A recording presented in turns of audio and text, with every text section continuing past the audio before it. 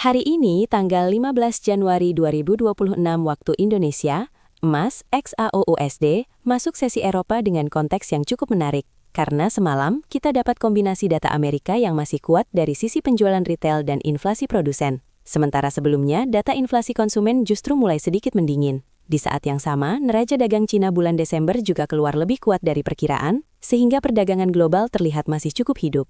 Hasilnya, sejak sesi Asia harga bergerak agresif naik turun karena pasar lagi menimbang dua sisi. Di satu sisi, ekspektasi suku bunga Amerika bisa mulai melandai. Di sisi lain, ekonomi mereka belum benar-benar melemah. Dan ketegangan ini yang hari ini berpotensi bikin market lagi volatil di emas. Jadi kita akan bahas pelan-pelan bagaimana data ekonomi, pergerakan indeks dolar dan imbal hasil obligasi Amerika 10 tahunan bisa membentuk dua skenario utama, yaitu skenario buy dan skenario sell di XAUUSD untuk hari ini. Sebelum masuk ke pembahasan lebih dalam, perlu saya ingatkan dulu bahwa semua pembahasan dalam video ini sifatnya murni edukasi dan analisa pribadi, bukan ajakan, bukan rekomendasi, dan bukan sinyal untuk melakukan transaksi apapun di market.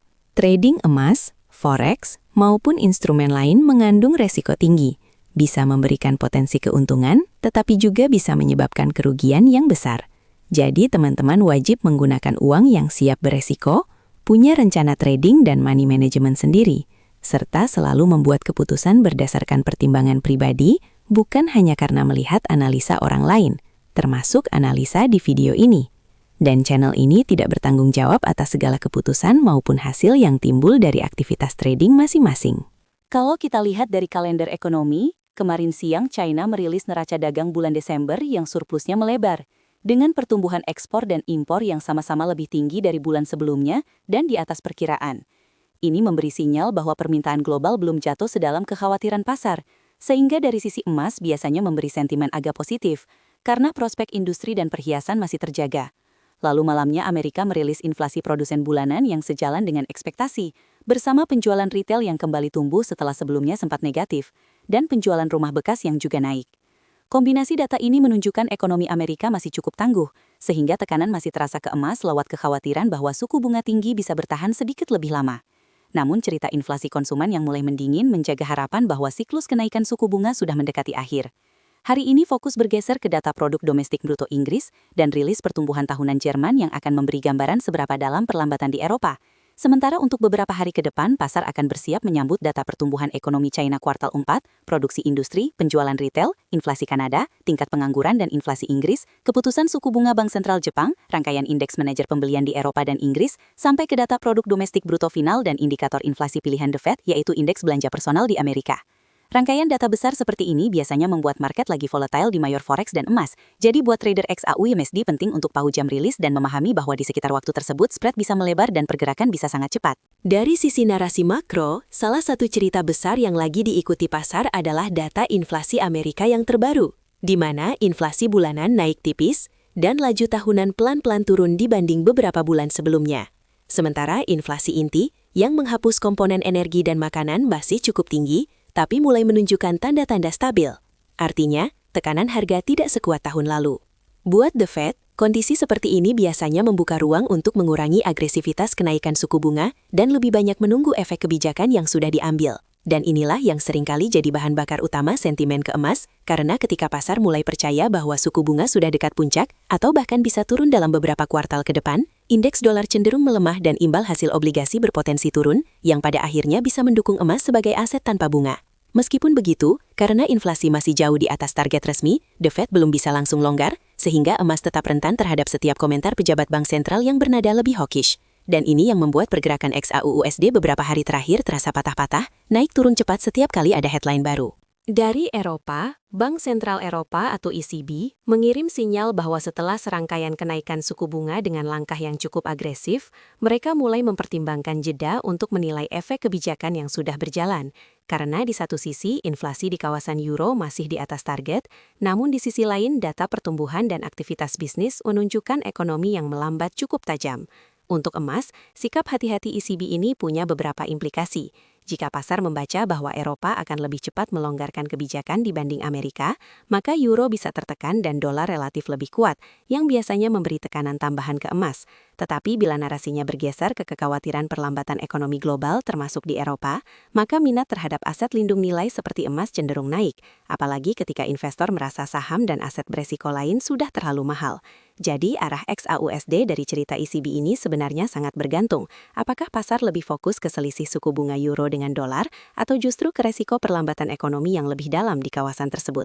Narasi besar berikutnya datang dari pasar obligasi global, di mana imbal hasil obligasi pemerintah Amerika tenor 10 tahun dan beberapa negara besar lain sempat turun cukup tajam di tengah meningkatnya ketegangan geopolitik di Eropa Timur dan Timur Tengah. Penurunan imbal hasil ini mencerminkan arus dana yang lari ke aset aman, terutama obligasi pemerintah, sebagai bentuk flight to safety. Dan situasi seperti ini biasanya juga mendukung emas, karena banyak investor melihat emas sebagai alternatif lindung nilai terhadap ketidakpastian politik maupun potensi gangguan pertumbuhan ekonomi global. Ketika imbal hasil turun, biaya peluang memegang emas yang tidak memberikan kupon menjadi lebih rendah, sehingga emas relatif terlihat lebih menarik. Namun perlu diingat bahwa arus ke safe haven seringkali terbagi antara dolar, obligasi, dan emas sendiri.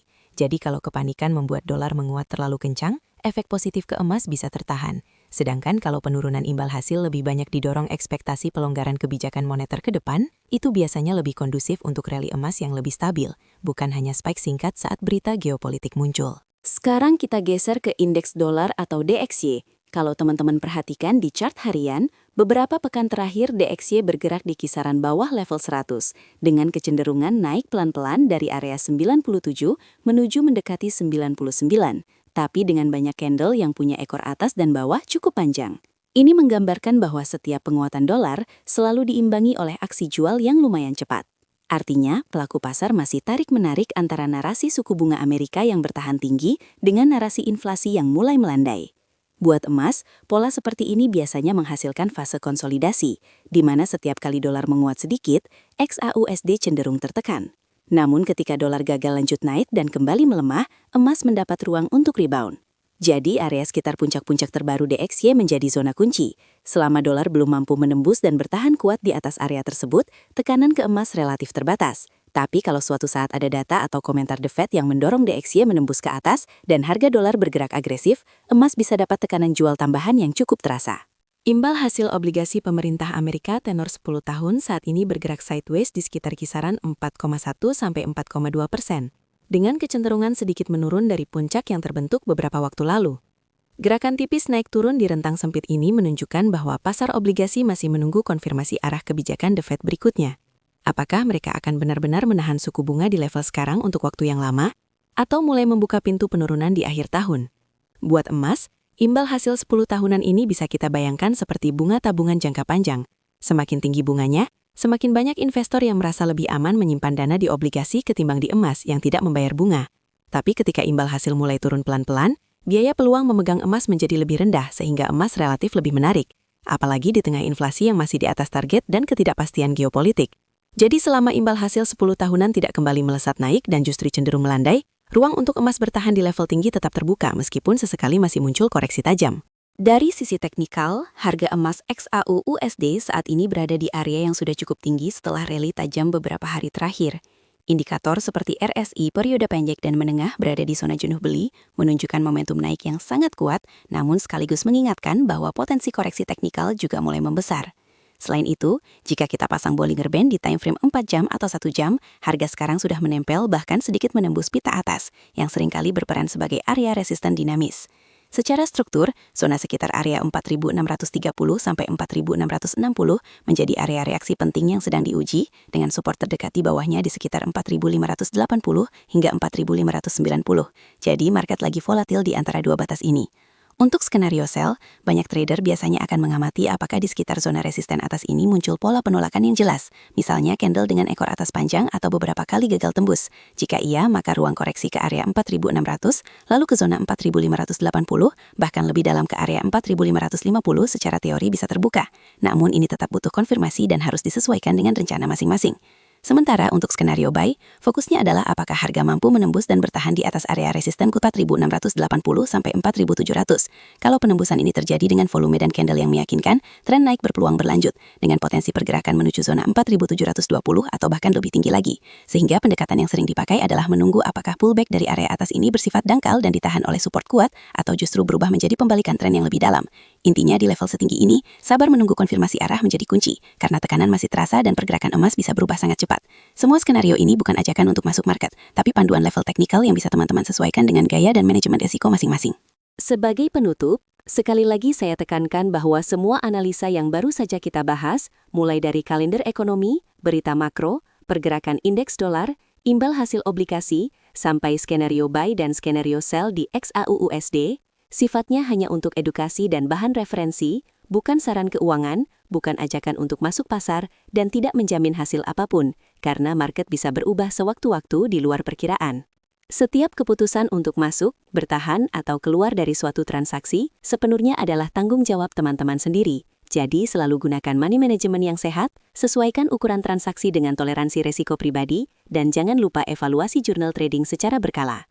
Semoga pembahasan hari ini bisa membantu menambah sudut pandang dalam membaca pergerakan emas. Terima kasih sudah menyimak sampai akhir, jaga kesehatan, jaga psikologi, dan kita lanjut di video selanjutnya.